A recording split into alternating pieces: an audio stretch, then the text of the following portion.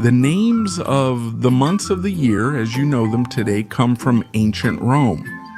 But did you know that they didn't always have the same names, and even more surprisingly, there weren't always 12 of them? Join us on this journey through history to discover the origin of the months of the year.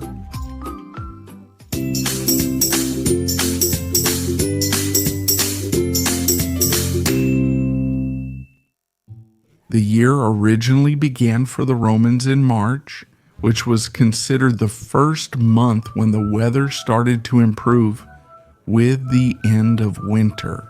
And therefore, it was also the time when the war campaigns and expansionist conquests of the empire began.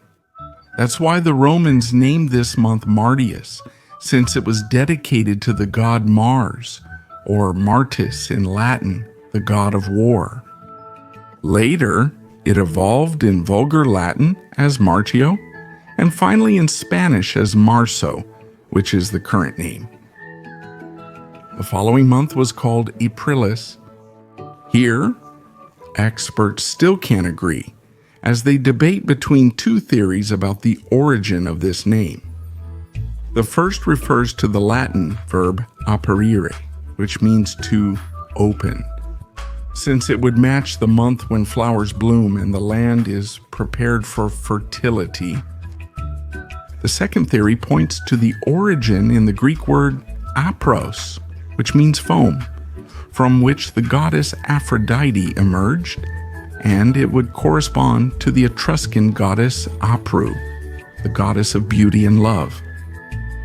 In any case, the evolution to the Vulgar Latin April later gave rise to the name Abrili in archaic Spanish, from which Abril finally derived. The following month was named Maius, and it is very likely believed to be in honor of the goddess Maia, mother of the god Mercury and goddess of spring, who received sacrifices on the 1st of May. However, some attribute the etymology to the word maiorum, to honor older people and the elderly, in contrast to the name of the following month. The evolution of Maius continued to Mayu, and in medieval Spanish it already had the sound of Mayo. The fourth month was named Junius, probably dedicated to the goddess Juno, wife of the god Jupiter, and considered the goddess of women and marriage, and whose name would mean the young woman, which supports the theory that this month was actually dedicated to young people because of the Latin word Junius. This month, it continued to be called Junio during the dissolution of the Roman Empire and was later named Juno, which, due to the evolution of Spanish, eventually became June. Before we continue, don't forget to subscribe to this channel and turn on the notification bell to get notified about new videos. The fifth month was originally named Quintilis, which literally means the fifth, but later in the year 44 before Christ, Mark Antony got the Senate's approval to change the name to Julius in honor of the military dictator Julius Caesar, since it was the month in which he was born. The name evolved to Juliu and later took on the sound of Juliu and eventually the pronunciation of Julio, which is how you know it today. The sixth month, just like the previous one, was named according to its order, which was Sextilis. However, in the year 8 before Christ, it was renamed Augustus in honor of the first Roman emperor, Octavius Augustus. Already in Vulgar Latin, it was called Augustu, and it quickly adopted the pronunciation Augusto. The following month was called Septembris, which literally means the seventh month, even though Caligula tried to change the name of the month to Germanicus in honor of Tiberius Drusus Caesar Germanicus. This initiative did not gradually succeed, and it stopped being called September to take its current form, September. The same thing happened with the following month, Octobris, which means 8th month. There was also an attempt to change it to Domitianus, honoring Emperor Titus Flavius Domitianus, and by his own order, since this month was the date of his birth. But this attempt to change it also failed. The name Octubre evolved into Octubre in Spanish, following the natural evolution of the language. There's not much to explain about November and December, since intuitively they were the 9th and 10th months of the year, which were originally called Novembris and Decembris. December was always the last month of the year, but nowadays it's no longer the 10th month. So what happened here?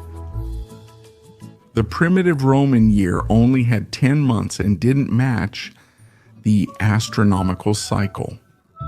For this reason, Numa Pompilius, the second king of Rome, decided to add 2 more months to adapt to the Egyptian model, which consisted of a calendar of 365 days and 366 in a leap year.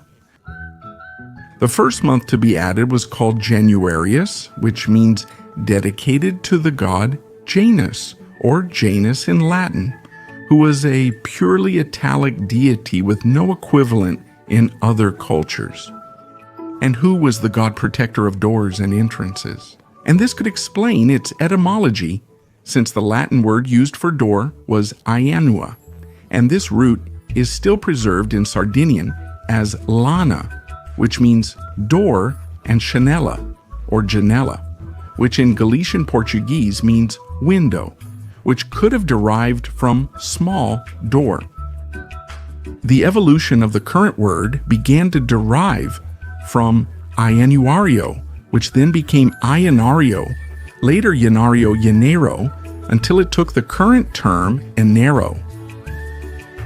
The next month to be added was Februarius, a month dedicated to Februo, an ancient Etruscan god who was associated with purification, wealth, and also with death, and therefore related to the Roman god Pluto or the Greek god Hades.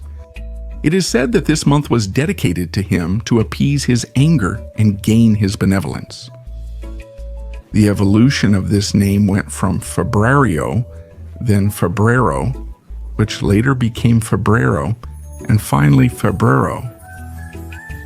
In the year 46 before Christ, Julius Caesar ordered the order of the first 2 months to be changed, so he moved January and February to the beginning of the year, giving rise to the Julian calendar. This happened without having to change the names of the already designated September, October, November, and December. So they kept their names over time, even though they no longer represented the exact order of each month. Finally, in the year 1582, Pope Gregory XIII began to promote a calendar with some fine adjustments to correct the inconsistencies in time caused by previous calendars, which was called the Gregorian calendar, and it's the one that governs practically all the countries in the world today, and it's the one you and I know. And that's all for today. If you like this video, don't forget to give it a like and subscribe to this channel. I also invite you to turn on the notification bell so you'll know when there's a new video. See you soon.